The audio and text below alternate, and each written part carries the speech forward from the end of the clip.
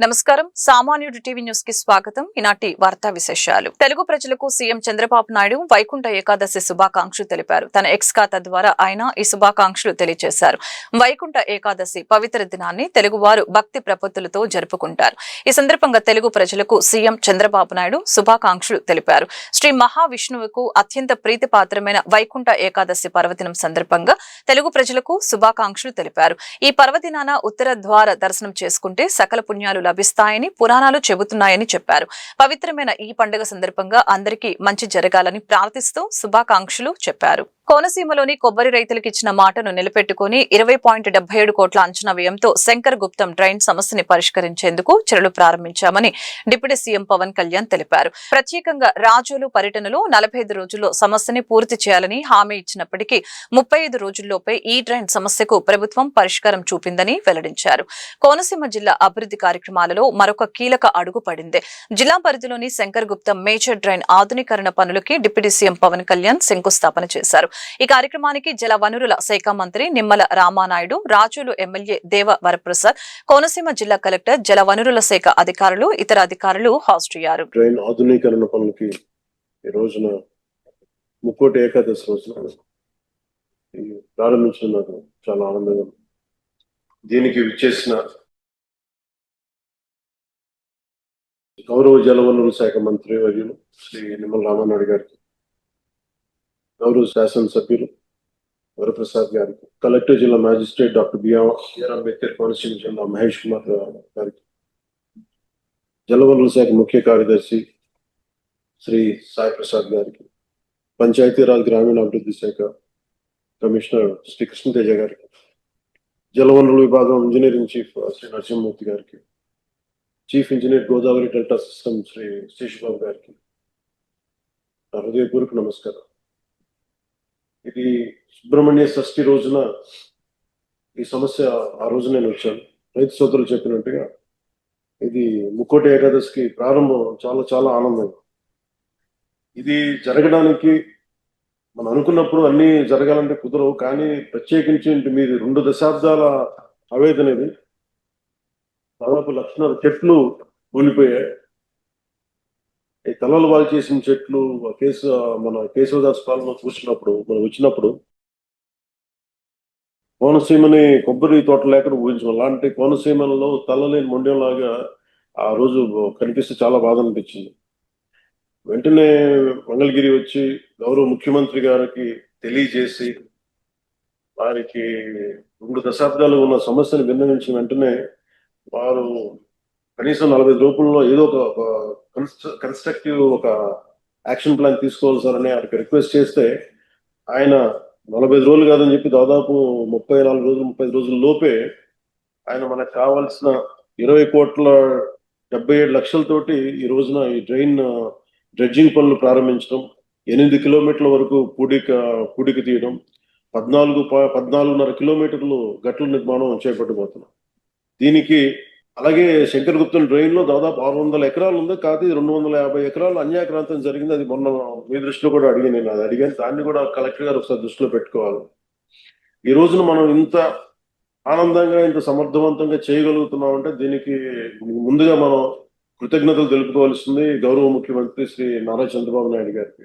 మనస్ఫూర్తిగా రైతాంగం తరపున, కోనసీమ రైతాంగం తరపున. పశ్చిమ బెంగాల్లో భాజపా నిర్వహించిన విలేకరుల సమావేశంలో పాల్గొన్న కేంద్ర మంత్రి అమిత్ షా మాట్లాడుతూ మమతా బెనర్జీ నేతృత్వంలోని రాష్ట్ర ప్రభుత్వంపై మండిపడ్డారు. ఎన్నికల ప్రయోజనం కోసం టీఎంసీ పార్టీ బంగ్లాదేశీయులు చొరబాట్లను ప్రోత్సహిస్తుందని చెప్పారు. రాష్ట్ర ప్రభుత్వం అవసరమైన భూమిని ఇవ్వకపోవటం వల్లనే భారత్ బంగ్లాదేశ్ సరిహద్దుల్లో కేంద్రం కంచె వేయలేకపోతుందని ఆరోపించారు. సరిహద్దుల్లో చొరబాట్లు కేవలం బెంగాల్కు సంబంధించిన సమస్య మాత్రమే కాదని మొత్తం దేశానికి సంబంధించిన సమస్య అని అన్నారు. వీటి వలన మన సంస్కృతి, సాంప్రదాయాలు, ఆచార వ్యవహారాలు కనుమరుగవుతున్నాయని ఆందోళన వ్యక్తం చేశారు. 2026 ఎన్నికల్లో రాష్ట్రంలో భాజపానే అధికారంలోకి వస్తుందని ఆశాభావం వ్యక్తం చేశారు.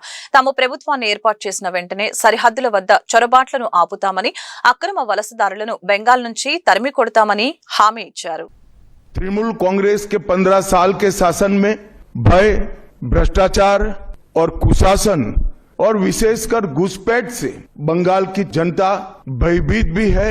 बंगाल की जनता को और वादा भी करना चाहते हैं कि मोदी के नेतृत्व में बंगाल में भारतीय जनता पार्टी की सरकार बनने के साथ ही यहाँ की विरासत को हम पुनर्जीवित करेंगे और गरीब कल्याण जो बंगाल का आज बहुत महत्वपूर्ण मुद्दा बना है, यहाँ पर भी गरीब कल्याण को प्राथमिकता दी जाएगी। एक ऐसी मजबूत राष्ट्रीय ग्रिड बनाएंगे जो बंगाल से घुसपैठ को समाप्त कर दे। इंसान छोड़ दीजिए, परिंदा भी पैर नहीं मार पाए, इस प्रकार की एक मजबूत ग्रिड की रचना हम करेंगे और न केवल घुसपैठ रोकेंगे, सारे घुसपैठियों को चुन चुन कर भारत के बाहर निकालने का काम भी భారతీయ జనతా పార్టీకి బంగాల్ దుర్గగుడిలో కరెంటు సరఫరా నిలిపివేత విషయంలో బాధ్యులపై చర్యలు తప్పవని విద్యుత్ శాఖ మంత్రి గొట్టిపాటి రవికుమార్ స్పష్టం చేశారు. ఈ అంశాన్ని కొందరు రాజకీయం చేయాలని చూస్తున్నారని మండిపడ్డారు. విజయవాడలోని దుర్గగుడిలో కరెంటు సరఫరా అంశాన్ని కొందరు రాజకీయం చేయడం దురదృష్టకరమని విద్యుత్ శాఖ మంత్రి గొట్టిపాటి రవికుమార్ తెలిపారు. మంగళవారం రాజధాని అమరావతిలో మంత్రి గొట్టిపాటి రవికుమార్ విలేకరులతో మాట్లాడారు. దుర్గగుడిలో 15 నిమిషాల పాటు కరెంటు నిలిచిపోవడంపై ఉన్నతాధికారులతో సమావేశం నిర్వహించడం జరిగింది. కరెంటు నిలిచిపోవడంపై ఆ రోజే అధికారులను మందలించినట్లు పేర్కొన్నారు. అక్కడ సమన్వయ లోపంతో 15 నిమిషాల నుంచి 20 నిమిషాలు కరెంటు నిలిపిన మాట వస్తాయి. ప్రజల మనోభావాలకు సంబంధించింది కాబట్టి ఇట్లాంటి చర్యలు ఎప్పుడు కూడా జరగకుండా చూస్తాం. దాని మీద తక్షణమే ఏం జరిగింది అనేది రిపోర్ట్ తీసుకున్నామని చెప్పి ఆదేశాలు ఇవ్వడం జరిగింది. అదే కాకుండా 2 డిపార్ట్మెంట్ల మధ్య సమన్వయం లోపం ఉంటే వాళ్ళ పొద్దున మాట్లాడాము, ఈఓని పిలిపించాము. అదేవిధంగా మా సీఎండీని, ఎస్సీని తగిన అధికారులను కూడా పిలిపించడం జరిగింది. కొంతమేరకు క్లారిటీ వచ్చింది. మళ్ళీ 6-7 తారీఖులో మన దేవాదాయ శాఖ మంత్రి ఆనం రామనారాయణ రెడ్డి గారు, నేను, దేవాదాయకు సంబంధించిన అధికారులు కానీ అదేవిధంగా డిస్కమ్ సంబంధించిన ఎలక్ట్రిసిటీ సంబంధించిన అధికారులు కూర్చొని దాన్ని ఇబ్బంది లేకుండా చేస్తాం. అపోజిషన్ వాళ్ళు రాజకీయ విమర్శలు చేయడానికి సిద్ధంగా ఉంటారు. చిన్న పొరపాటు జరిగిన దాన్ని ఇమీడియట్ గా సరిదిద్దామని చెప్పేశాము. దాన్ని పట్టుకొని 24 గంటలు అదే పనిగా రాజకీయ విమర్శ చేయటం తగదు. దానికి చిన్న సమన్వయ లోపం వల్ల జరిగిన దాన్ని ఇమీడియట్ గా తప్పు చేసాం. దాని మీద ఎవరైతే దానికి బాధ్యతలో వాళ్ళని తప్పకుండా శిక్షిస్తాం. డిసెంబర్ 30, 2025న బెంగళూరులోని Hindustan aeronautics limited HAL helicopter divisional లో జరిగింది. కేంద్ర పౌర విమానయాన శాఖ మంత్రి కింజారపు రామ్మోహన్ నాయుడు జెండా ఊపి ఈ అడ్వాన్స్డ్ లైట్ సివిల్ హెలికాప్టర్ ని ఫ్లాగ్ ఆఫ్ చేసి తొలి పరీక్ష విమానాన్ని ప్రారంభించారు. ఇది పూర్తిగా స్వదేశీయంగా తయారైన 5.5 టన్నుల twin engine multi role helicopter. ఇది సివిల్ ఏవియేషన్ మార్కెట్ కు అనుగుణంగా డిజైన్ చేయబడింది. ఇందులో అధునాతన గ్లాస్ కాక్పిట్, అలాగనే శక్తి ఇంజిన్, మెరుగైన సేఫ్టీ, పర్ఫార్మెన్స్ మరియు ప్యాసింజర్ కంపార్ట్ ఫీచర్లు ఉన్నాయి. ఇది ఇంపోర్టెడ్ లైట్ ట్విన్ ఇంజిన్ హెలికాప్టర్లకు భారతీయ ప్రత్యామ్నాయంగా నిలుస్తోంది. మంత్రి కింజారపు రామ్మోహన్ నాయుడు తెలియజేస్తూ ఈ సందర్భంగా ఇది భారత ఏవియేషన్ చరిత్రలో మైలురాయి అని చెప్పారు. ఈ helicopter of sure operations, air ambulance, disaster relief వంటి వివిధ రంగాల్లో ఉపయోగపడుతుందని తెలిపారు. For taking the first flight of Dhruv NG, which we are trying to give civil aviation certification to. Already the engine which is used inside it, the Shakti engine, has been type certified by the DGCA, which itself is a very important occasion, because we are seeing lot of invention happening, lot of manufacturing happening for the defense sector through HAL, where civil aviation can take advantage of. And that has been the primary focus under the visionary leadership of Honorable Prime Minister, that the manufacturing ecosystem that HAL has, how can we facilitate it to civil aviation?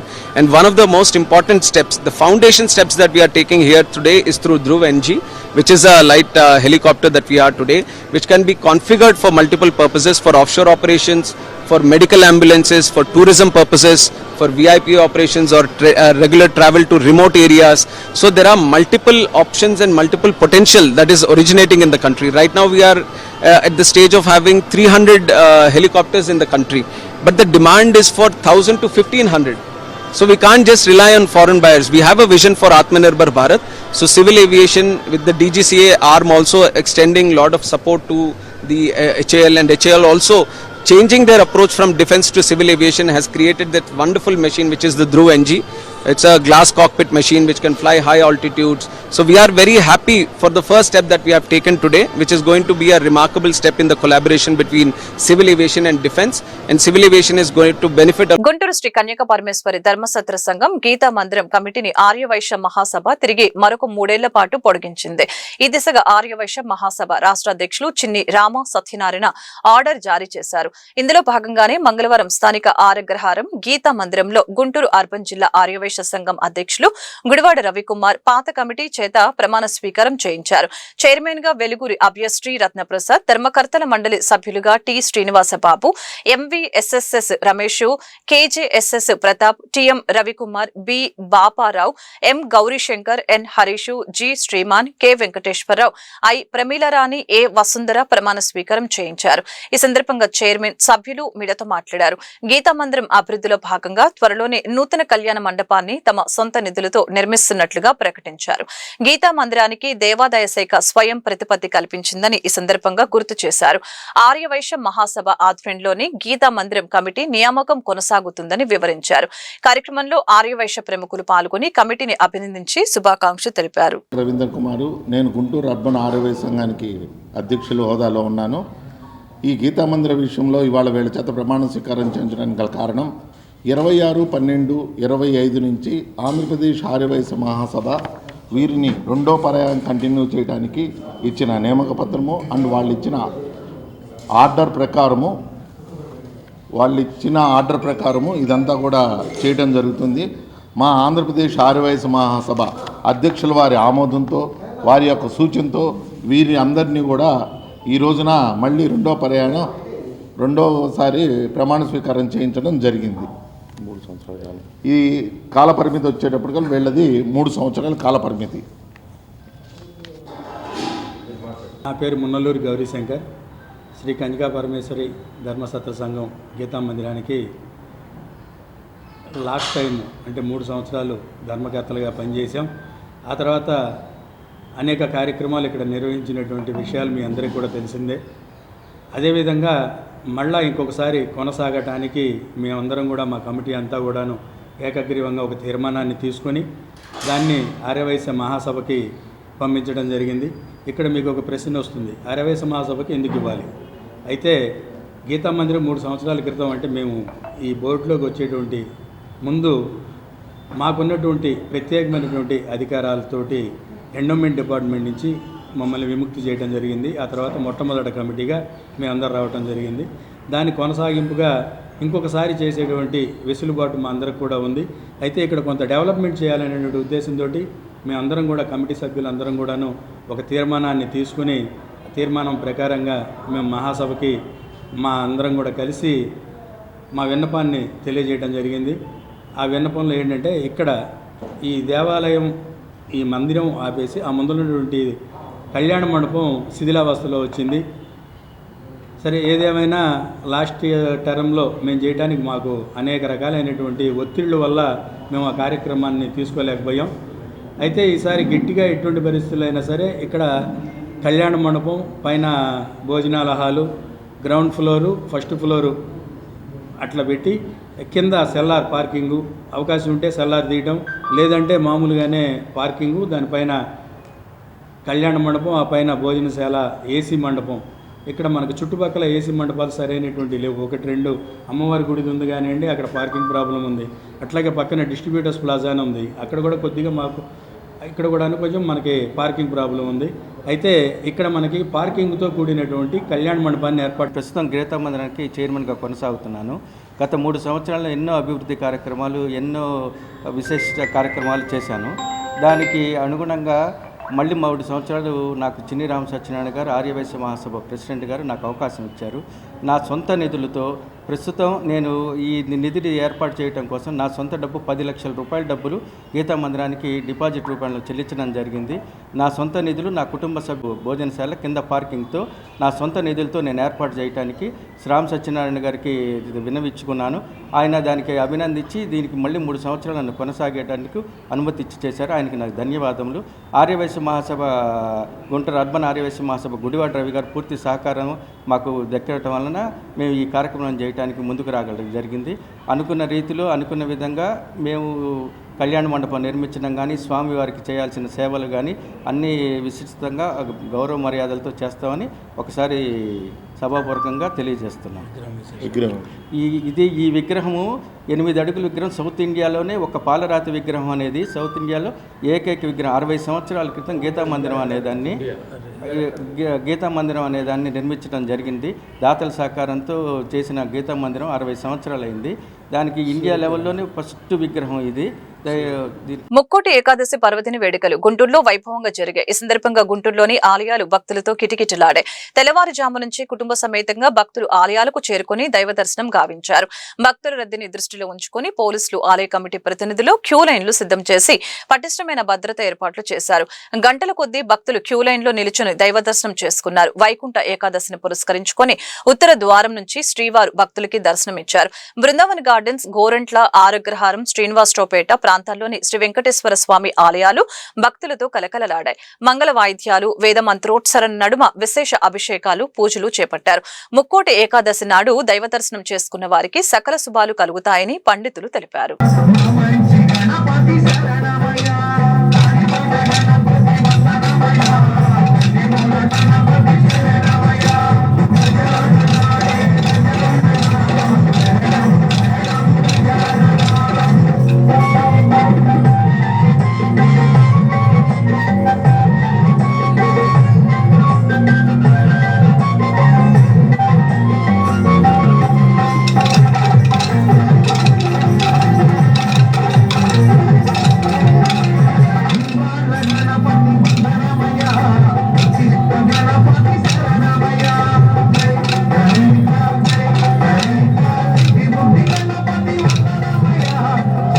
Guntur ఆరగ్రహారం Shri Venkateswara స్వామి దేవస్థానంలో ముక్కోటి ఏకాదశి పర్వదినం వేడుకలు మంగళవారం అంగరంగ వైభవంగా జరిగాయి. ఈ సందర్భంగా స్వామివారు ఉత్తర ద్వారాన భక్తులకు దేదీప్యమానంగా దర్శనమిచ్చారు. తెల్లవారుజాము నుంచే గోవిందుడు దర్శనార్థం భక్తులు బారులు తీరారు. ఈ సందర్భంగా దక్షిణావృత శంఖంలో భక్తులకు తీర్థం అందజేశారు. గోవింద నామస్మరణతో ఆలయ ప్రాంగణం పరవశించింది.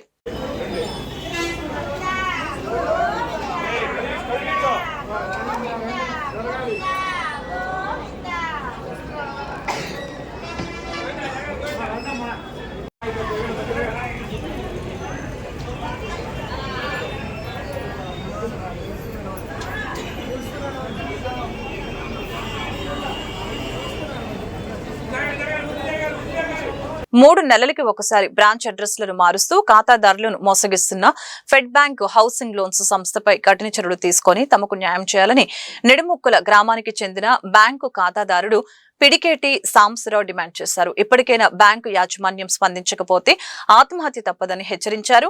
మంగళవారం అరండలపేట 8/1 లైన్లోని 3వ అంతస్తులో ఉన్న ఫెడ్ బ్యాంక్ హౌసింగ్ లోన్ సంస్థ కార్యాలయం వద్ద ఆందోళన నిర్వహించారు.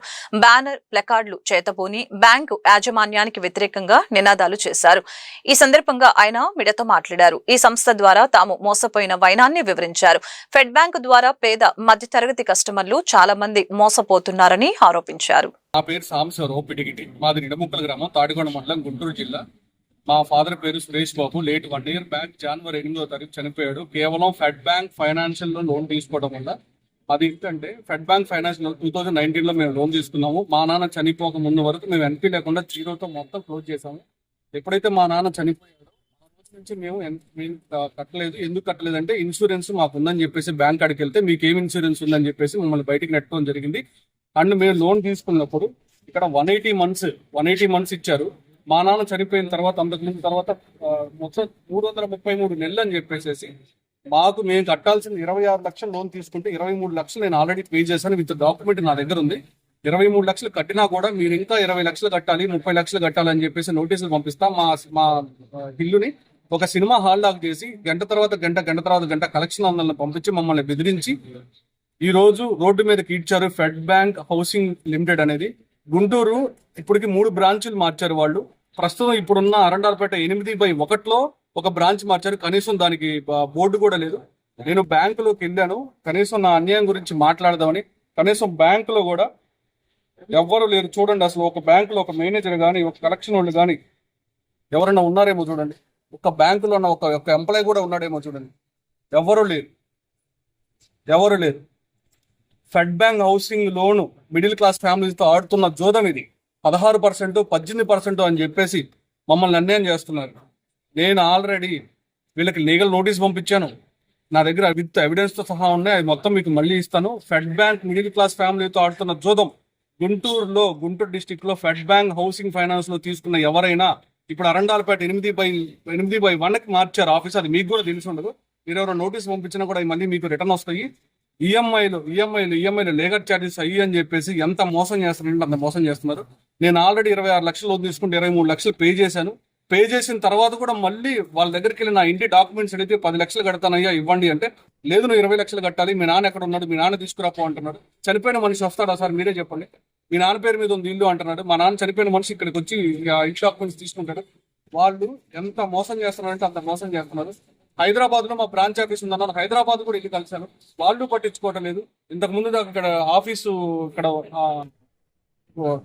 2 లైన్లు అవతల ఉండేది, మళ్ళీ 8/1 గుంటూరు జిల్లా వైఎస్ఆర్ కాంగ్రెస్ పార్టీ కార్యాలయం నందు జిల్లా పార్టీ అధ్యక్షులు అంబటి రాంబాబు, మాజీ MP MLA Modugula Venugopal Reddy, deputy mayor Vanama Balavajrababu, Guntur నగర పార్టీ అధ్యక్షురాలు, గుంటూరు తూర్పు నియోజకవర్గ సమన్వయకర్త షేక్ నూరి ఫాతిమా మరియు వైసీపీ కార్పొరేటర్ల విలేకరుల సమావేశం నిర్వహించడం జరిగింది.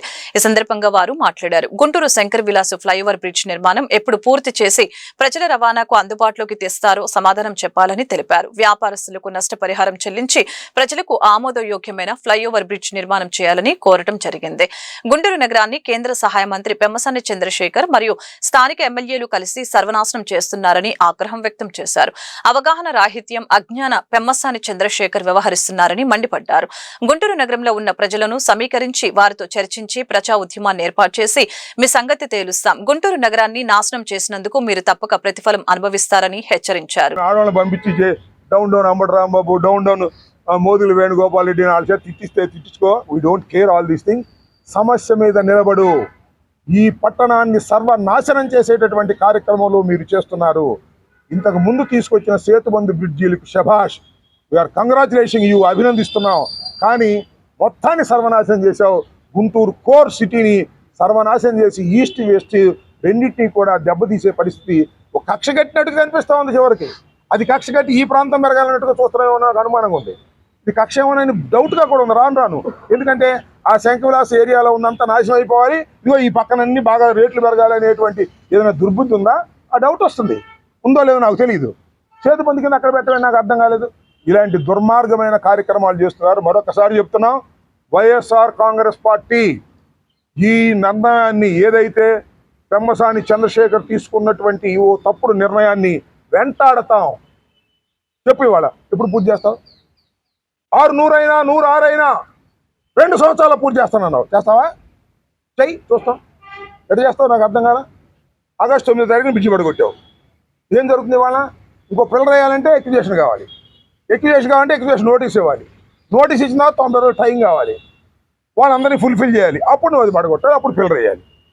సగం మొదలెట్టి మధ్యలో ఎక్విజేషన్కి వెళ్ళేటటువంటి దౌర్భాగ్యమైన పరిస్థితి. అంటే ఇంతకన్నా అవగాహన రాహిత్యం, ఈ రకంగా అజ్ఞానంతో వ్యవహరిస్తున్నటువంటి పెమ్మసాని గారికి చెప్తున్నాను, దయచేసి ఇప్పటికైనా ప్రజలతో మమేకమవ్వండి, బాధితుల గోడు వినండి, అఖిల పక్షాన్ని మీటింగ్ పిలవండి, చేయండి. లేకపోతే కార్యాచరణ ఉద్యమానికి వెళ్తాం.